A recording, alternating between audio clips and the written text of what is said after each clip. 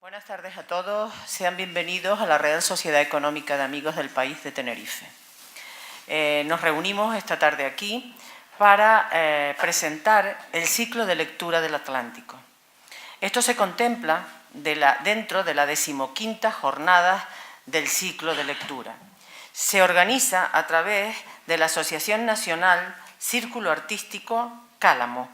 Esta asociación tiene firmado con la Real Sociedad Económica de Amigos del País de Tenerife un convenio desde enero del 2017. Ya llevan unos años, bastantes ediciones, que han utilizado estas salas para presentar estas jornadas. Hoy asistiremos a la presentación de la novela Entre Cuevas, cuyo autor es don David Galloway. Y a continuación habrá una exposición fotográfica titulada Del alba al ocaso en Tenerife.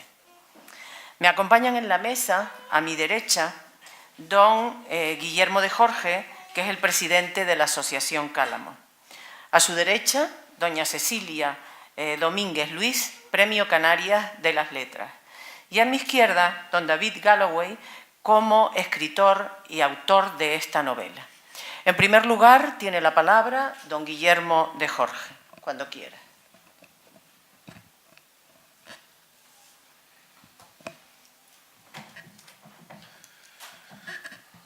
Hola, ¿qué tal? Buenas tardes. Bueno, primero dar las gracias a la Real Sociedad Económica Amigos del País por volver una jornada más a confiar en los proyectos del Círculo Artístico Cálamo.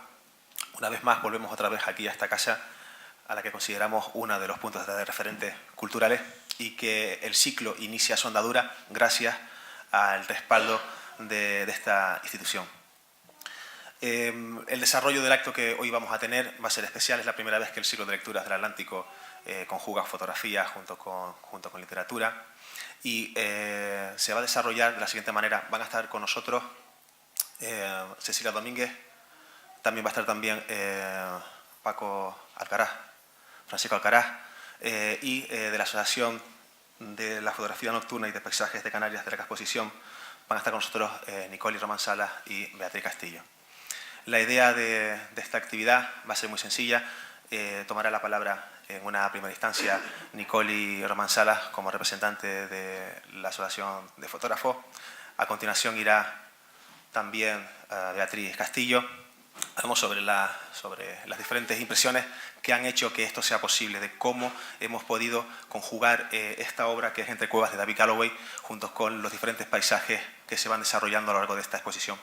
Y a continuación entrará la parte literaria en la que la va a abrir Cecilia Domínguez, seguida de Francisco Alcaraz y que cerrará nuestro autor que es David Galloway. Habrá un pequeño momento de preguntas por si queréis participar dentro de esta actividad. Y ya para finalizar, la Económica ha tenido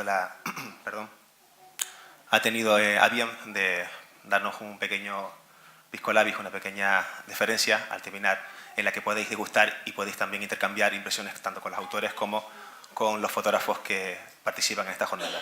Y sin más dilación, doy pasos a Nicole Román Salas, que va a hablar sobre la exposición y sobre el grupo que hoy ha tenido la delicadeza y la exquisitez de ofrecernos su fotografía. Hola, ¿qué tal? Encantada de estar aquí. El grupo de fotografía nocturna y de paisajes de Canarias de larga exposición es un grupo que comienza su andadura en el mes de abril de 2016 de la mano de Santiago Díaz León, que lo tenemos por aquí.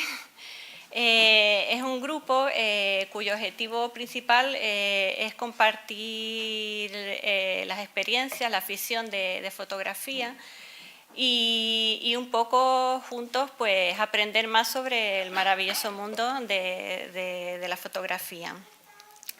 El grupo es un grupo abierto que actualmente está formado por 16 miembros, 12 de los cuales tenemos la suerte hoy de poder montar esta exposición y estar hoy aquí. Es una exposición que se llama Del alba al ocaso en Tenerife y en la que hemos puesto mucha ilusión porque la fotografía nos gusta y no cabe duda que verla impresa y verla pues, expuesta es algo que nos ilusiona bastante. La fotografía, la exposición del Lavalocaso inicialmente surge como un hecho puntual, una exposición puntual, pero sin embargo con el tiempo se está convirtiendo en una exposición itinerante gracias a la apuesta que han hecho pues, instituciones como inicialmente fue el Centro de Historia y Cultura Militar Museo Almeida, y en estos momentos, gracias a la Real Sociedad Económica de Amigos del País de Tenerife, al Círculo Artístico Cálamo, y que lo ha incluido dentro de, como decía Guillermo Jorge, dentro del ciclo de lecturas del Atlántico.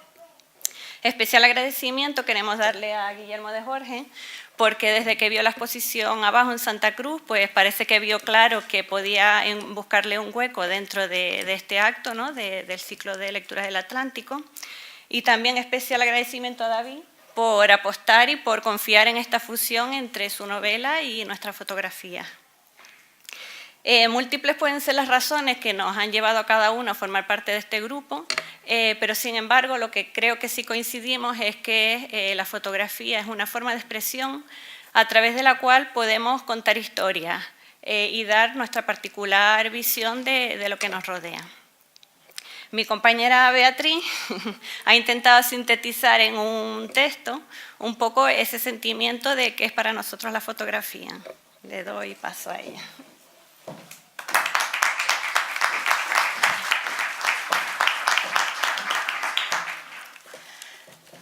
Buenas tardes. Imaginemos que son las 6 de la mañana. Hay que buscar un encuadre que permita a la luz contar una historia.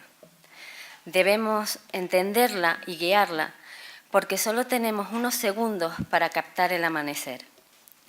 Durante el día, las maneras de obtener las imágenes son otras y la forma de lidiar con la luz nos presentan infinitas posibilidades. Los atardeceres, como los amaneceres, nos regalan diferentes colores que van desde amarillos y verdes hasta rojos intensos. Nos ayudamos de ellos para marcar las nubes y de los reflejos en el mar para atrapar momentos llenos de magia. Al menos esa es nuestra intención. Con la noche llegan las estrellas, el misterio. Nuestros cielos nos regalan una vía láctea que corona nuestro paisaje y que presenta ante nuestros ojos una estampa majestuosa. Llevar esos sueños hasta el papel es un viaje de aprendizaje, de compartir conocimientos sin reserva alguna, de ratos en buena compañía, de saber esperar, de saber escuchar, y estas son las bases sobre las que camina nuestro grupo de fotografía. Hemos querido plasmar todo esto en imágenes, capturas que todos ustedes podrán apreciar en unos minutos. Del alba al ocaso, en Tenerife, propone un viaje por distintos momentos del día y la noche, desde el prisma de 12 fotógrafos. Esta exposición es el fruto de todo lo expresado anteriormente. Es el resultado de un grupo de amigos que sienten una misma pasión, la de capturar imágenes, la de contar historias, la de crear sueños con la luz. Muchas gracias.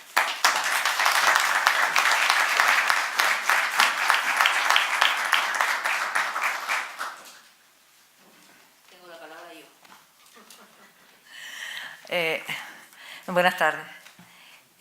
Bueno, gracias a todos por su asistencia y yo voy a hacer una lectura de Entre Cuevas. Dice Murakami que para encontrar una forma peculiar de contar algo hace falta empezar por el trabajo de escudriñar lo que hay en ti. Y pienso que es eso lo que hizo David Galloway al enfrentarse de nuevo con una novela publicada en el 2010, encuadrada en el libro La cueva de las 1000 momias, que iba precedida por unos ensayos de Antonio Tejera y Daniel García sobre las famosas cuevas del Barranco de Erques, citada por Viera y Clavijo en su Historia de Canarias, capítulo 17 del libro tercero. La novela, que constituía la segunda parte del libro, se llamaba Entre Cuevas, como la que ahora publica en la editorial Ediciones Oblicuas de Barcelona, después de una revisión y de escudriñar acerca de lo que realmente pretendía el autor al ofrecernos esta nueva versión de su novela. Si en la primera predominaba lo anecdótico, aquí aparecen múltiples visiones junto a variados registros del lenguaje y una más elaborada reflexión sobre algo que a todos nos incumbe, la condición humana. Clasificada como una novela histórica, ya que en realidad se sitúa en una época rigurosamente datada en 1797, año de la famosa derrota de Nelson en las costas de Santa Cruz de Tenerife, Entre Cuevas es algo más, porque si algo le interesa al autor, aparte de contar historias, es hacer literatura y además reflexionar sobre lo que le rodea. Si hablo de su intención literaria, es porque la hace explícita en varios pasajes de la novela. Ya en la página 12, el narrador dice que los personajes que animan esta crónica se dotan de singularidades que trascienden lo anecdótico para hacerse dignas del carácter literario. Otro ejemplo de la novela dentro de la novela nos lo ofrece el capitán Atilano, uno de los personajes importantes de la trama, del que se dice que el sorbo inicial le mostró la senda de los eventos a novelar, y así lo hace, inventándose un personaje trasunto de él mismo y a su alrededor una historia que tiene mucho que ver con la piratería a la que se enfrentó la isla. He hablado también de la literatura como reflexión acerca de la condición humana, y aquí aparece la figura de Imobar, el guanchito, como lo llamaba el capitán Atilano, y protagonista de esta novela, al que yo calificaría como pícaro ilustrado, gracias a su novia Fausta, hija de Fructuoso, un potentado hermano del capitán Atilano y, por tanto, de una clase social a la que Imobar no se atreve siquiera a aspirar. En este muchacho vamos a ir viendo la evolución hacia la pérdida de la inocencia a través de diferentes desengaños, no solo personales, sino los que le ofrece una sociedad llena de prejuicios que rige el destino de los otros, que condena a las familias a ser parte de una hipocresía indispensable para mantener el estatus. Familia tradicional cuyo primogénito está destinado a seguir el camino de su padre y donde las hijas son ingresadas en conventos hasta que le llegue la hora de contraer matrimonio, la mayoría de las veces de conveniencia. Unos desengaños que tienen bastante que ver con la evolución histórica y política del lugar en que vive y que van haciendo de Imobar un hombre que parece rendirse ante la evidencia. El protagonista reflexiona y es entonces cuando nos sorprende un nuevo guiño del narrador que no duda en inmiscuirse de tal manera que su voz se hace oír por encima del propio guanchito, no solo en sus reflexiones sobre la condición insular y el deseo de desbaratar sus mitos, sino también para abordar temas filosóficos tales como el problema que origina la teoría de Spinoza sobre la libertad humana, el determinismo y su contradictoria solución. Una solución que parece tener claro el propio protagonista cuando afirma: frente al determinismo, soy partidario de referirme al azar antes que al destino. Y todo esto tiene que ver con esa condición humana de la que habla el propio Imobar cuando en un encuentro con Atilano le dice: vista la complejidad de la condición humana, ¿quién a ciencia cierta puede aseverar lo que pasa en cabeza ajena? Pero como dije al principio, el autor tampoco pierde de vista el contexto histórico en el que se desenvuelven los personajes, ni el misterio que envuelve las cuevas de las 1000 momias, de cuyo secreto es depositario Imobar. De ahí que desde el principio la novela tome un aspecto de novela de intriga, cuyo primer atisbo se observa en la inscripción latina que el guanchito descubre mientras limpiaba el cañón Tigre, misterio al que le sigue el pergamino que dejó caer un misterioso personaje y que tiene mucho que ver con la famosa cueva. Gracias a las divagaciones del protagonista o del propio capitán Atilano, el lector puede dar saltos en el tiempo histórico de la isla, trasladándose a sus orígenes, a las crónicas de Abreu y Galindo, las incursiones de piratas y corsarios como Amaro Pargo, hasta la historia de las Islas Canarias del propio Viera y Clavijo. Y en todo este repaso a nuestra historia no falta una mirada irónica, un poner en entredicho ese patrioterismo que con tanta frecuencia nos invade y es utilizado por los políticos de turno. Una mirada que se refleja en expresiones como: humana es la especie que cuantas veces precise tropieza en la misma piedra, o al pueblo le va una migaja de pan y pandereta, tan actual en nuestros días, desgraciadamente. Y todo esto sin olvidar el gran acontecimiento que ya barrunta desde el inicio, la famosa batalla y derrota del almirante Nelson frente a las costas de Santa Cruz de Tenerife, un 25 de julio de 1797. Pero como dije al principio, la novela tiene muchos registros y uno de ellos es el humor, que se observa a lo largo de la novela, pero que se hace patente en capítulos como el tercero, en que una desternillante borrachera del capitán Atilano le hace recrear de una manera muy particular un episodio histórico. Un humor que se consigue con la utilización de diferentes registros del lenguaje, que junto a la norma culta de la época recoge canarismos y refranes y dichos como «Quien nace lechón muere cochino», «Me quedo con el culo al aire», letras de boleros actuales como «Que se quede el infinito sin estrellas», o frases que nos remiten a títulos de canciones como las del conjunto ochentero Burning, que hace una chica como tú en un sitio como este, cantada en una película de Almodóvar, en la que en la novela dice «¿Qué carajo hace un cabrero guanche como yo con un trozo de tela como este?». Y entre tantos avatares del protagonista, y gracias a un cuaderno de bitácora encontrado por él, se produce un nuevo giro a la historia y en el lenguaje. En los capítulos 6 y 11, cuyo título el de ambos es precisamente Cuadernos de bitácora, con un lenguaje muy conseguido y propio de la época, se narran las vicisitudes de un supuesto inglés a lo largo de las 7 islas, en la que se van desgranando las ideas tópicas y típicas que se tienen sobre ellas y sus habitantes. Hasta ahora he hablado de los personajes masculinos, y Movar, el protagonista, cuya evolución y madurez, pese a él mismo, iremos viendo a lo largo de la novela, del capitán Atilano, el sargento Chinea, tutor de Movar, y don Fructuoso, padre de Fausta y hermano de Atilano, decir que se convierten por obra y gracia del autor en arquetipos de su condición de militares y burgueses de la época, no sin cierta cercanía a lo esperpéntico. Me queda ahora hablar de dos personajes que, a mi entender, son claves en la novela, Fausta y Candela, y que, sin embargo, aparecen esporádicamente a lo largo de la novela, aunque conocemos de ella a través de lo que cuentan o piensan los personajes masculinos, pero que en los últimos capítulos del libro toman una presencia real y contundente. Las dos representan las dos caras de la sociedad. Fausta, educada como una señorita de clase alta y como la mayoría ingresada en un convento para huir de posibles tentaciones, hasta que salga de ahí para casarse con un hombre que la proteja, el amor no tiene cabida, gracias a sus lecturas de pensadores del momento, se rebela contra su condición. Ya no solo se enamora de Movar, un hombre muy por debajo de las aspiraciones de su padre, sino que ante todo defiende su libertad, su derecho a amar por encima de cualquier prejuicio, porque, dice ella, me niego a culpabilizar en forma de pecado mi natural deseo porque un fulano con sotana decida forzarme a la pasividad y me llame pendona. No en vano, Fausta era conocedora de la Declaración de los Derechos de la Mujer, escritos por Olimpia de Gouges, a costa de su propia cabeza. Una mujer, pues, que se adelanta a su época y recoge el pensamiento ilustrado, anticlerical y libertario.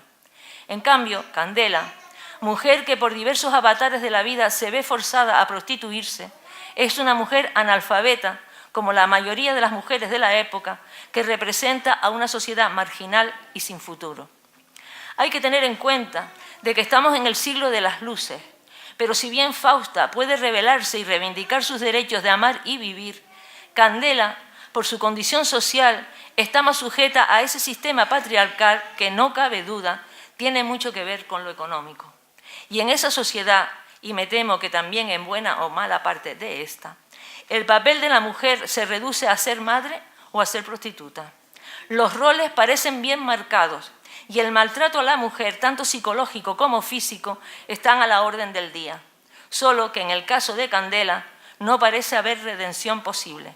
Está marcada por una infancia dura y de maltrato, por un hijo fuera del santo sacramento del matrimonio y, por lo tanto, sin derecho alguno. Los derechos del hombre y de la mujer que preconiza la Revolución Francesa solo están redactados para aquellas personas cuyo estatus social puedan permitirse ejercerlo, desde luego, dada la mentalidad de la época hasta cierto punto. Debemos tener en cuenta también la gran y nefasta influencia de una iglesia que sojuzga a la mujer como culpable de todos los males, casi un instrumento de los que el hombre es poseedor y que utiliza, entre otras cosas, para perpetuar su apellido, como Dios manda. Candela parece asumir su marginal condición simplemente por un instinto de supervivencia y de protección hacia su hijo. Sin embargo, es capaz de entregarse por los demás, de dar lo mejor de sí misma e incluso de renunciar a lo que ama. Y es precisamente este amor y esta renuncia lo que le sirve a nuestro protagonista para reflexionar sobre lo que ha sido su vida y decidir con valentía un cambio del que ignoramos si tendrá éxito.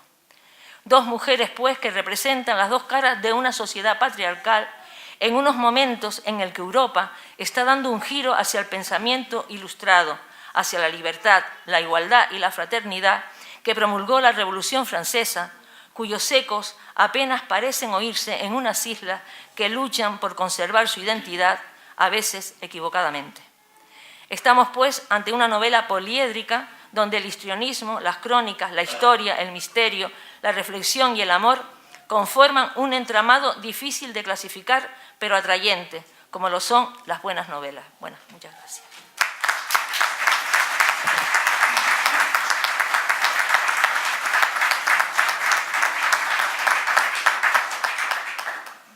Tiene la palabra don Francisco Alcaraz.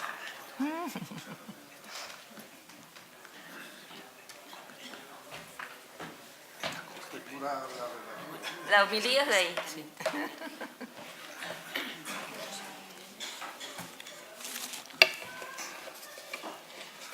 Bueno, saludos a todos los asistentes y doy las gracias a David por invitarme a esta homilía. En mi intervención intentaré hacer un breve bosquejo del ambiente social y político del siglo XVIII, en cuyas postrimerías se desarrolla la novela. Comenzaré con la reflexión concisa del capitán Atilano sobre la situación del momento. Tempestuoso se presenta el panorama político internacional. Efectivamente, España, tradicional aliada de Francia, tras la ejecución del rey Luis XVI en Francia, firma con el Reino de Gran Bretaña su primera coalición contra Francia. La República Francesa declara la guerra a España el 7 de marzo. Transcurren 2 años y Godoy firmó por separado con Francia la Paz de Basilea. En 1796 se firma la alianza militar entre España y Francia, embarcada en las guerras de su etapa revolucionaria. Gran Bretaña es el enemigo común. Ese verano, España y Francia mandaron una flota de 20 navíos a Terranova y arrasan con barcos y plazas británicas. En 1797, Gran Bretaña contraataca en el Caribe. La isla de Trinidad fue invadida y Puerto Rico resistió. El mismo año, las flotas de España y Gran Bretaña combaten en Cabo San Vicente. Vencen los ingleses, que también atacaron la isla de Tenerife, y fueron rechazados. El almirante británico Nelson perdió un brazo en los combates. Con el nuevo gobierno español de 1798 se intenta llegar a un acuerdo con los ingleses, sin lograrse nada concreto. La flota española bombardea Bristol, Portsmouth, Southampton y Londres, mientras que los británicos bombardean La Coruña, Bilbao, Gijón, San Sebastián y Huelva. Según cálculos, murieron en torno a 100.000 personas, siendo las más afectadas Londres, Portsmouth y Gijón. Con la invasión de España por Napoleón comienza otra historia bien conocida, destacando la derrota de la Armada franco-española en la batalla de Trafalgar de 1805, en que murió el almirante Nelson. Vamos ahora con la ilustración y siglo de las luces. No me ha dado tiempo a acabar un libro que ha caído en mis manos últimamente, de Robert Darnton, Los bestsellers prohibidos antes de la Revolución Francesa. Parece ser que lo que más se leía en Francia eran las aventuras, las críticas a la monarquía y, sobre todo, la pornografía. La ilustración de los grandes filósofos ya era otra cuestión minoritaria. La Ilustración es el movimiento filosófico, político, literario y científico que se desarrolló en Europa y sus colonias a lo largo del siglo XVIII, dando lugar al siglo de las luces, que intentó transformar las caducas estructuras del antiguo régimen. La Ilustración nace en Gran Bretaña, pero donde realmente se asentó fue en Francia.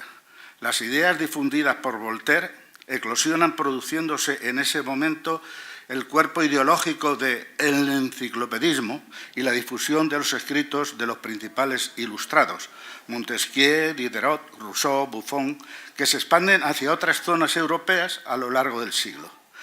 Las principales ideas de la Ilustración son racionalismo, búsqueda de la felicidad, creencia en la bondad natural del hombre, el optimismo y el laicismo.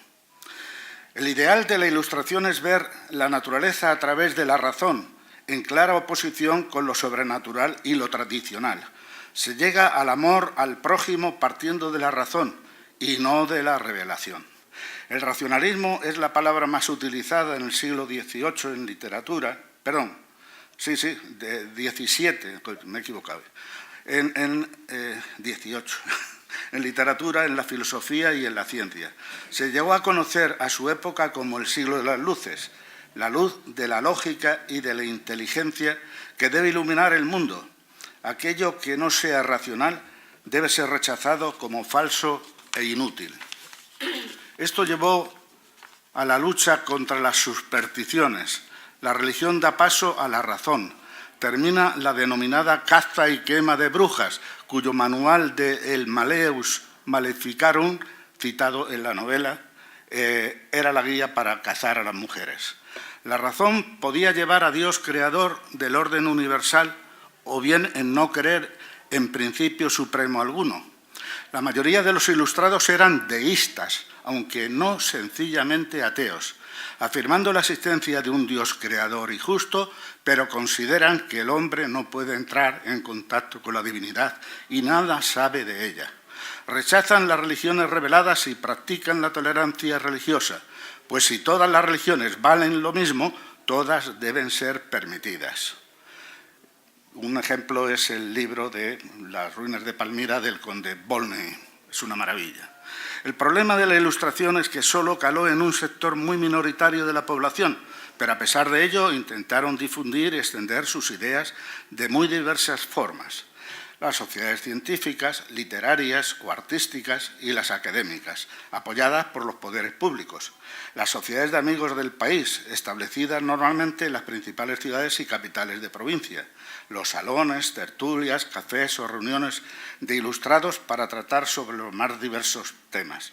Con la enciclopedia se elabora un diccionario ilustrado que recogía todo el conocimiento de la humanidad hasta ese momento. Vamos brevemente con la Ilustración en España. La decadencia profunda en que se encontraba el país obstaculizó la eclosión, aunque aparece un nutrido y valioso grupo de ilustrados, condicionado no obstante por el arraigo y la preponderancia del pensamiento teológico tradicional. En España, con mayoría de gente analfabeta, hay al final una nota que dice que el 75% de los españoles de aquella época, varones, eran analfabetos, las mujeres mucho más. En España, con mayoría de gente analfabeta, el movimiento ilustrado solo se difundió entre las élites, nobles, clérigos, algunos profesionales y miembros acomodados de la sociedad. Aún así, no toda la producción cultural de la XVII centuria merecen timbres de ilustración. Los ilustrados constituyeron una minoría dinámica e influyente, y los principios que defendieron llegaron a impregnar toda su época, a pesar del censo de los indiferentes y de los enemigos de las luces que eran más que los partidarios del progreso, la razón y la libertad. La mayoría de los ilustrados españoles eran buenos cristianos y fervientes monárquicos, que no tenían nada de subversivos ni revolucionarios.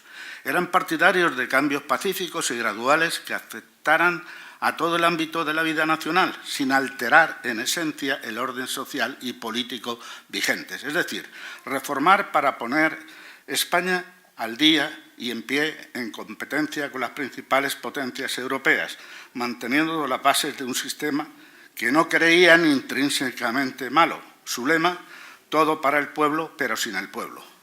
Carlos III fue el más significado representante de la Ilustración y el despotismo ilustrado.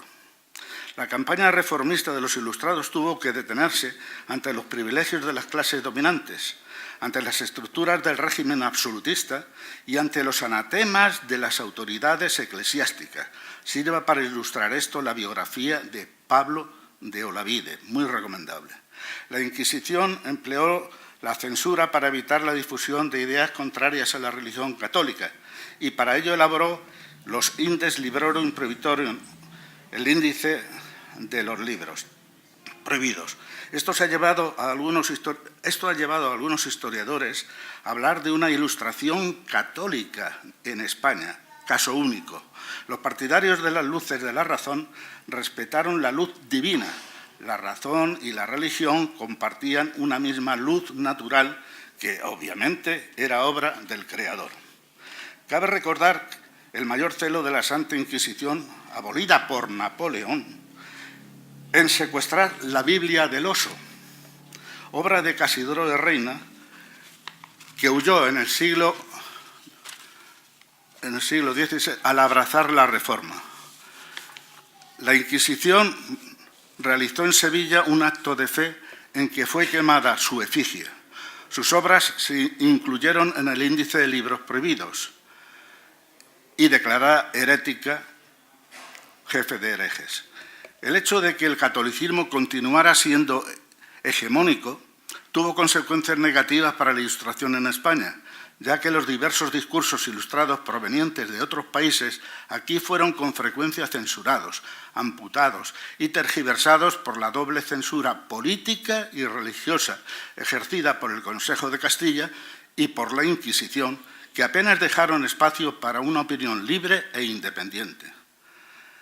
Para conocer las fechorías de la Santa Inquisición es recomendable el libro raro de encontrar de Juan Antonio Llorente, que fue secretario de esta institución eclesiástica y sabía bien de lo que hablaba. Fue publicado, naturalmente, en el exilio francés. En 1756 el Santo Oficio prohibió el espíritu de las leyes de Montesquieu, por, según decían, contener y aprobar toda clase de herejías, y dificultó la difusión de la enciclopedia. Toda la obra de Voltaire y de Rousseau también fue prohibida. Si a pesar de todos los empeños estas obras fueron conocidas en España, fue gracias a la labor de unos libreros dispuestos a vencer el temor al Santo Oficio e importarlo para sus clientes. Personalmente pienso que no se logró la traducción de los radicales ateos. Barón de Holbach, Conde de Volney, Abate Meslier, estos libros no entraron nunca en España. Un ejemplo de la Ilustración católica que intenta hacer compatible lo que dice la Biblia con los avances de la ciencia puede ser una obra del matemático y astrónomo valenciano Jorge Juan, publicado en 1774.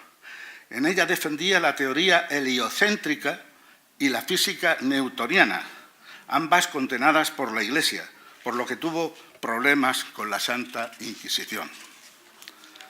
Este es, resumiendo, el marco en que se desarrolla la novela de David Galway Entre Cuevas.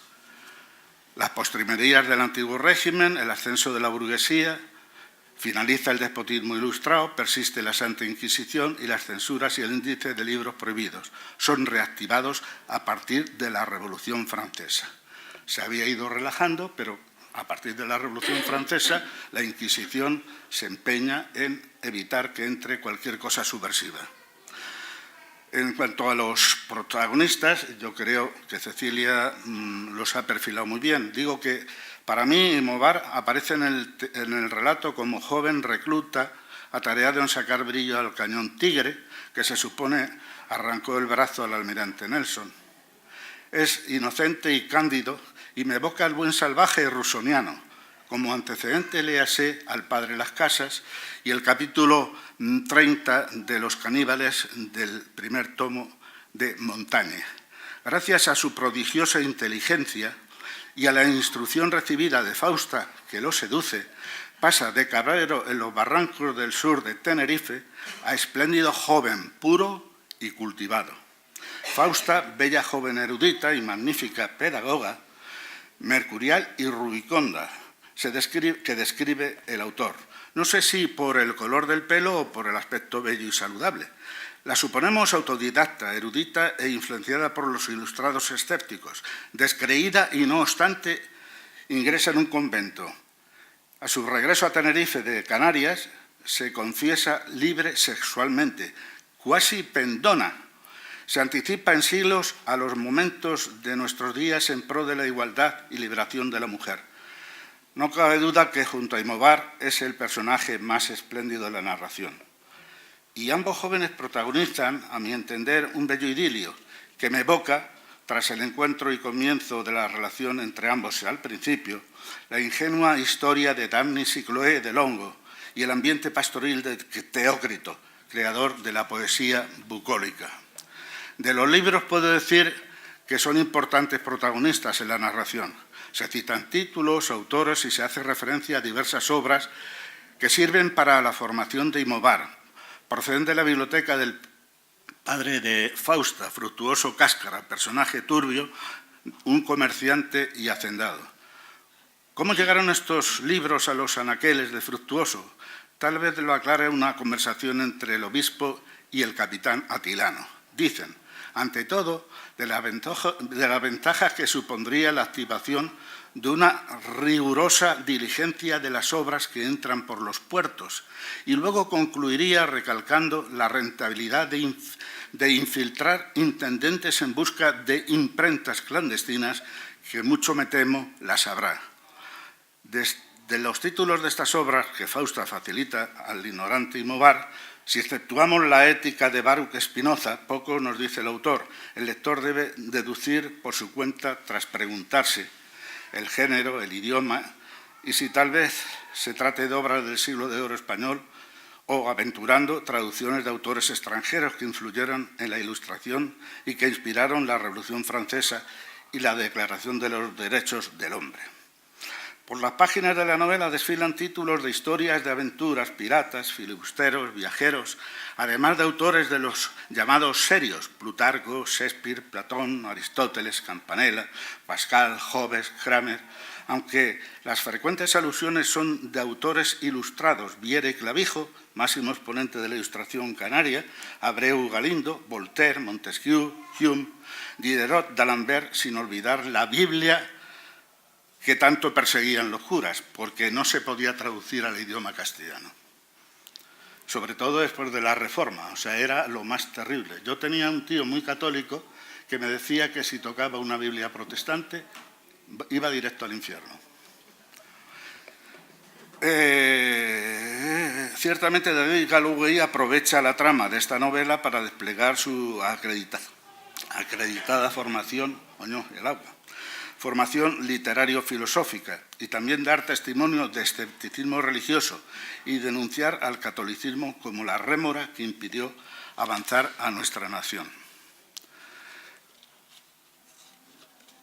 Aquí pongo dos fragmentos de la novela donde habla por una parte Imobar y por otra parte un soldado que está al servicio del capitán Atilano.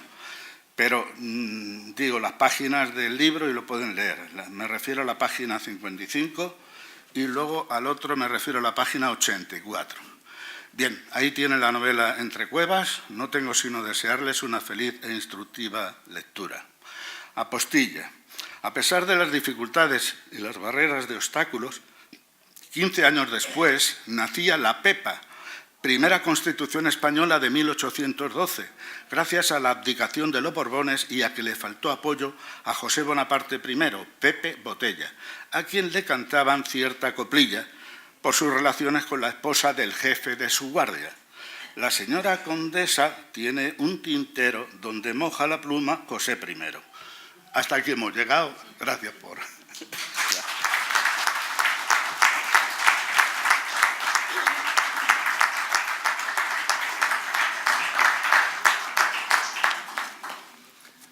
Hola, buenas noches. Ante todo, gracias por estar aquí.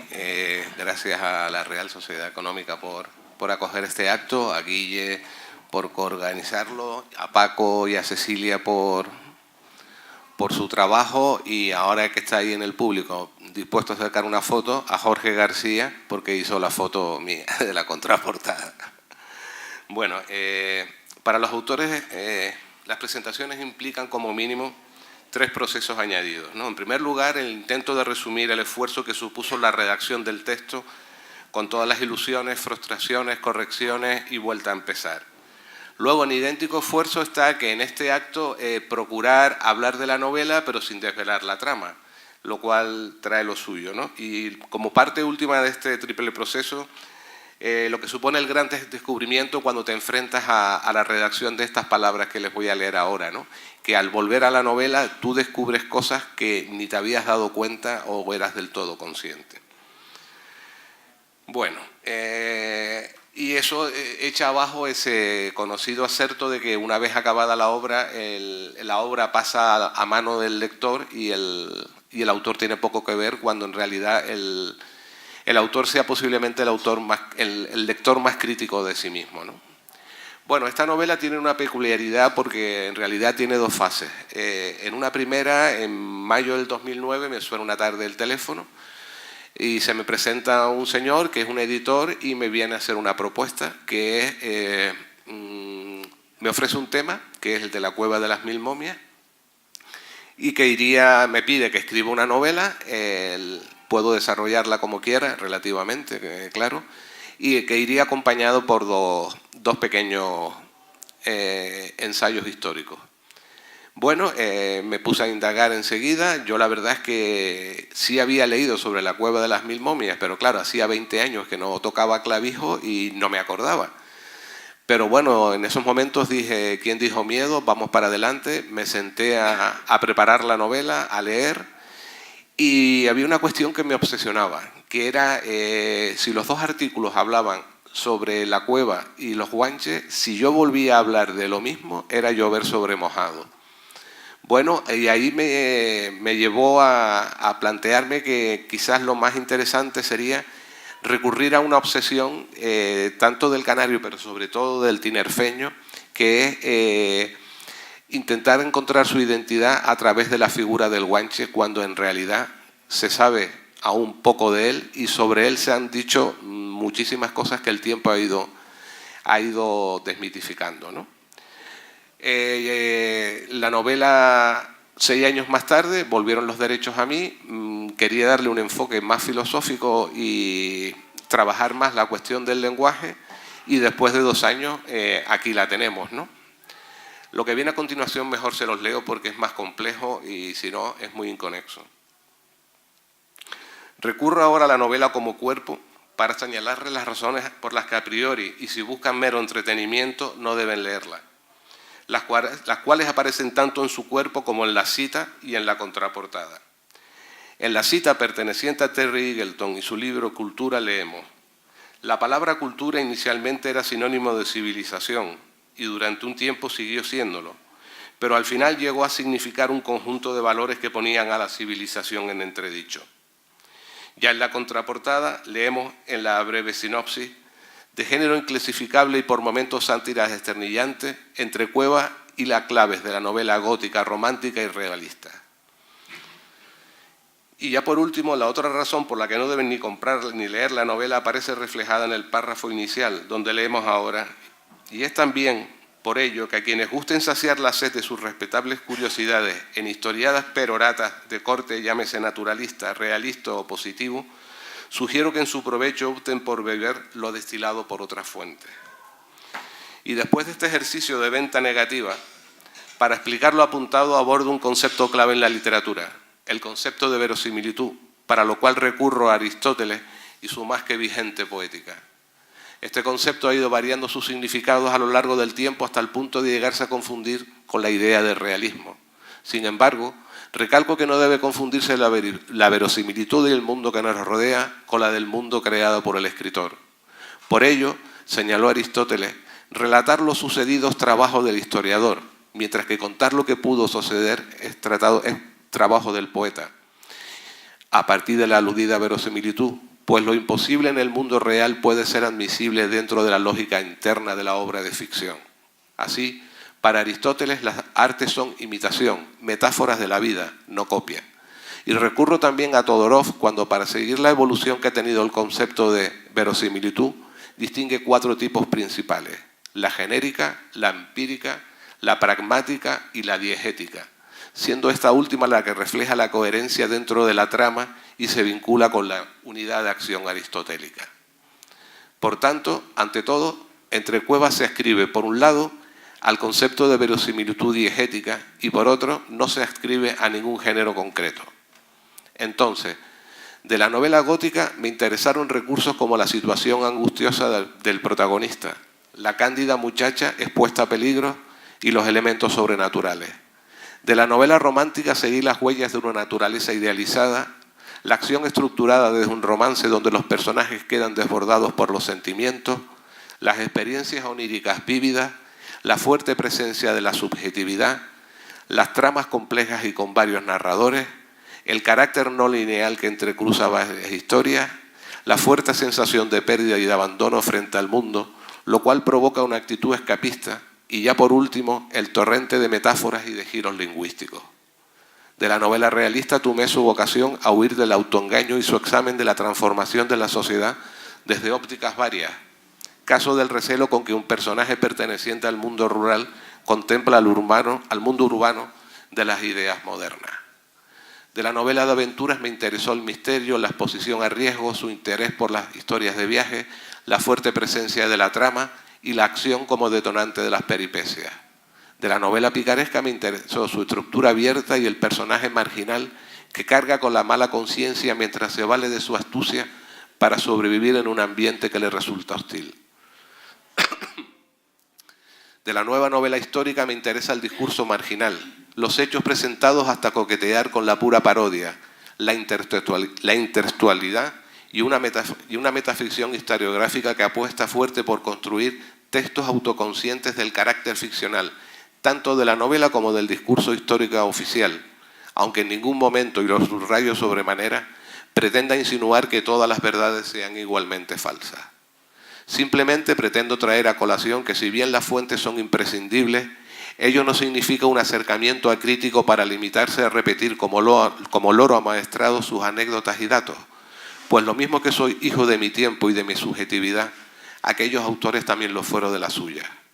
Y lo traigo a colación adscrito a lo planteado por Eagleton y en contraposición a esa tendencia tan extendida de relativizar los hechos del presente a partir de la herencia histórica, cuando en realidad debemos ser nosotros, actores y actrices sociales, los que relativicemos estos hechos a partir de esa herencia recibida, porque a tenor de ellos resulta tan evidente que ni el progreso tecnológico es sinónimo de progreso moral, como que ni por asomos vivimos en el mejor de los mundos posibles.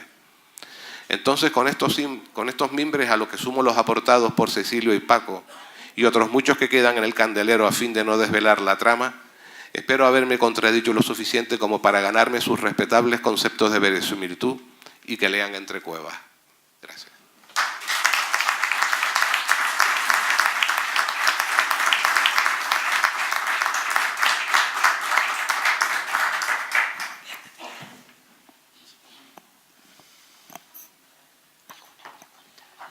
¿Alguien de la sala quiere realizar alguna pregunta? Anímense. Tenemos al autor, tenemos la oportunidad y podemos sacarle ahora cosas. Yo insisto... Bueno, se me oye de todos modos sin el... Vale. Yo insisto que hay que tener muy en cuenta ese concepto de verosimilitud y lo que se plantea es una lectura desde el presente a toda esa tradición histórica. Por ejemplo, por eso esto sí lo puedo desvelar, porque bueno, aparece en el primer capítulo de la novela, y Movar es un hijo de Guanche, de pura sangre, y ahí sale a la palestra los dos grandes pilares ideológicos que ha tenido el estudio del Guanche, que son los textos de Viera y Sabino Berthelot. Por un lado, la raciología que ya Berthelot vertebra en el siglo XIX, y ese concepto del buen salvaje, que en Viera no solo el buen salvaje, sino también el bien civilizado, porque Viera relativizó la matanza diciendo que en el fondo también se recibían los buenos preceptos de la religión, ¿no? Entonces, el personaje se ve en una tesitura que tiene que cuidar un patrimonio histórico que no conoce y que no sabe ni siquiera de dónde está, ¿no? Y bueno, yo creo que eso es una buena metáfora del mundo que vivimos actualmente, porque de hecho la cueva sigue sin aparecer. Rafael, tú eres historiador y arqueólogo, lo confirmas, ¿no? Entonces, en todo momento lo que busco es, desde el presente, hacer esa revisión. Y bueno, y aquí, como hablamos el otro día, Cecilia, en la otra presentación en la Librería de Mujeres, lanzar un envite porque se reconozca aún con mayor mérito a Fernando Esteves González, que hizo un trabajo interesantísimo sobre ese estudio que ha habido de la figura de los aborígenes. No sé si esto invita a que salga algo más por ahí o...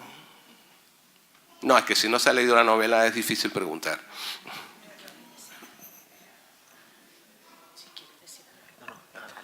Bueno, yo quiero felicitar en primer lugar al autor, a David, desearle muchos éxitos con esta novela y otras posibles, porque no creo que aquí termine su trabajo. Animarles a comprar el libro. A mí me ha estimulado, con lo que nos ha contado Cecilia Domínguez, que siempre es un gusto oírla hablar, me ha estimulado a conocer la novela. Nos ha hablado de los distintos personajes que participan y creo que debemos de leerla. También quiero felicitar a Francisco Alcaraz, nos ha situado en la España de esa época, y a Jorge, porque mucho trabajo, a Guillermo de Jorge, mucho trabajo ha tenido que tener para poder aglutinar todo esto.